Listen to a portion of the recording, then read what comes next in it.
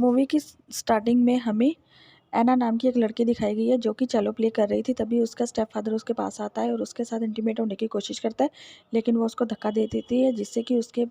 Father की वहीं पर ही मौत हो जाती है गले में ग्लास चुभने की वजह से। और दूसरी तरफ कोर्ट में भी जब केस जाता है तो उसकी माँ उसके खिलाफ गवाही देती है और एना की कोई सुनवाई नहीं होती और फिर उसे जेल में डाल दिया जाता है। और यहाँ पर उसकी रूममेट जो होती है उसका नाम होता है जेनी, और वो सुबह उठकर उसको देखते हुए ही खुद को प्लेजर करने लगती है। और फिर सुबह उठकर जैसे ही एना ग्राउंड में जाती है वहाँ पर उसको कोडी नाम की लड़की मिलती है जो कि वहाँ पर एक ग्रुप की लीडर थी। और यहाँ पर दो ग्रुप थे, ब्लैक और वाइट के नाम पर। और कोडी उसको अपने ग्रुप में शामिल होने को कहती है, लेकिन एना उनमें कोई भी इंटरेस्ट नहीं दिखाती। तो कोडी कहती है कि तुम्हें दोनों तरफ से परेशानी होगी, हमारी तरफ से भी और ब्लैक ग्रुप की तरफ से भी। लेकिन एना नहीं मानती, तो फिर वो दोनों एना को अकेला पाकर उसको पकड़ लेती हैं और कोडी अपनी लड़कियों के साथ मिलकर उसको काफ़ी ज़्यादा पीटती हैं और उसका काफ़ी ज़्यादा बुरा हाल कर देती हैं। और फिर जब डॉक्टर के पास उसको लेकर जाया जाता है तो एना मना कर देती है कि मैंने उन लड़कियों को नहीं देखा कि किसने मुझे मारा था। और फिर वो वहाँ से चली जाती है और फिर वो अपने कमरे में जाती है और जहाँ पर कि जेनी उसके साथ इंटीमेट होने की कोशिश करती है और एना को भी काफ़ी ज़्यादा अच्छा लगता है। और तभी ब्लैक गर्ल की ग्रुप भी उसको ग्राउंड में घेर लेती है, लेकिन तभी बीच में ही एना की लड़ाई कोडी की एक ग्रुप मेंबर के साथ हो जाती है और फिर कोडी उसको अपने ग्रुप में ले लेती है। लेकिन कोडी कहती है कि हमारी एक शर्त है कि तुम्हें पहले हमारा साथ देना होगा और उस ब्लैक गैंग की लीडर को पीटना होगा, जिससे कि हमें तुम पर यकीन हो जाए और हम तुम्हारी चोरी से वीडियो भी बनाएंगे जो कि प्रूफ के तौर पर हम अपने पास रखेंगे। और एना भी बिल्कुल ऐसे ही करती है और कोडी उसकी चुपके से वीडियो बनाना स्टार्ट कर देती है। और वहीं पर तभी गार्ड्स भी आ जाते हैं और उन सबको अलग कर देते हैं और सज़ा के तौर पर एना को एक कमरे में बंद कर दिया जाता है, और वो भी बिना कपड़ों के, जहाँ पर कि उसको काफ़ी ज़्यादा ठंड लगती है और काफ़ी ज़्यादा चिल्लाती है। फिर वहाँ का जो वार्डन होता है फ्रैंक, वो उसको अपने पास बुलाता है और उसको उसके साथ समझौता करने के लिए कहता है, लेकिन फ़िलहाल तो एना उसको मना कर देती है। तो वो भी उसको कहता है ठीक है अब तुम जाओ। और फिर जैसे ही एना कोडी के पास वापस जाती है तो वो अपने ग्रुप का टैटू उसकी बाजू पर बना देते हैं और वो उसको नशा भी करवाती है। पहले तो एना मना करती है, लेकिन फिर कोडी कहती है कि अगर मुझे लगता कि तुम इसे नहीं संभाल पाओगी तो मैं ऐसा नहीं करती। और फिर वो भी उसके साथ इंटीमेट होती है और उसकी माँ भी उससे मिलने आती है, जो कि अभी भी एना को गलत ही कह रही थी, और जिससे गुस्से में आकर ग्राउंड में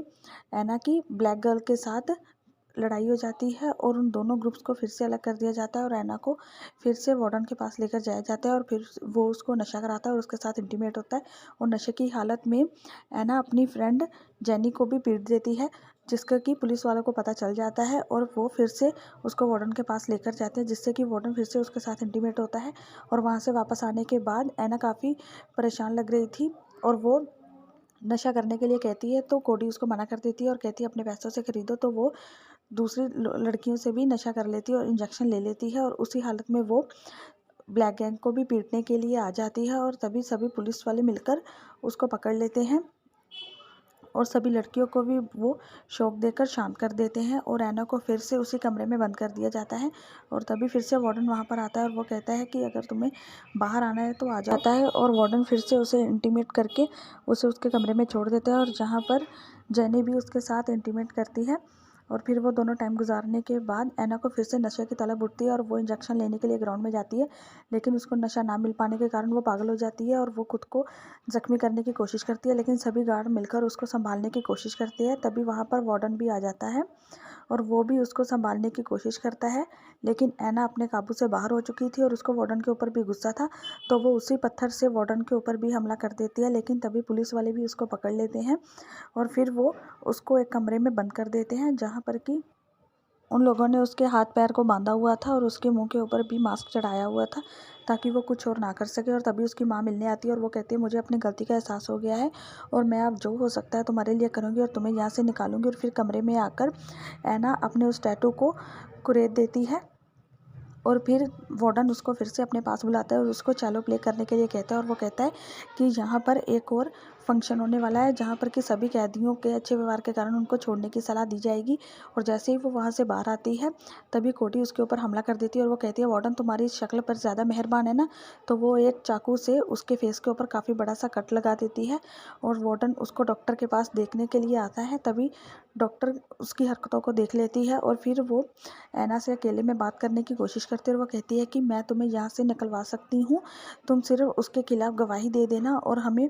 सच बोलना होगा और मैं उसको यहाँ से निकलवा के ही रहूँगी। और ये सारी बातें वार्डन अपने कमरे में सीसीटीवी कैमरा के थ्रू देख रहा था और उनकी बातों को सुन भी रहा था, लेकिन उन दोनों को इस बारे में अभी कुछ नहीं पता होता। और ठीक इसके बाद ही ऐना को डॉक्टर की लाश मिलती है, जिससे कि वो काफ़ी ज़्यादा घबरा जाती है और वह समझ चुकी थी कि यहाँ से निकलना काफ़ी मुश्किल हो गया है।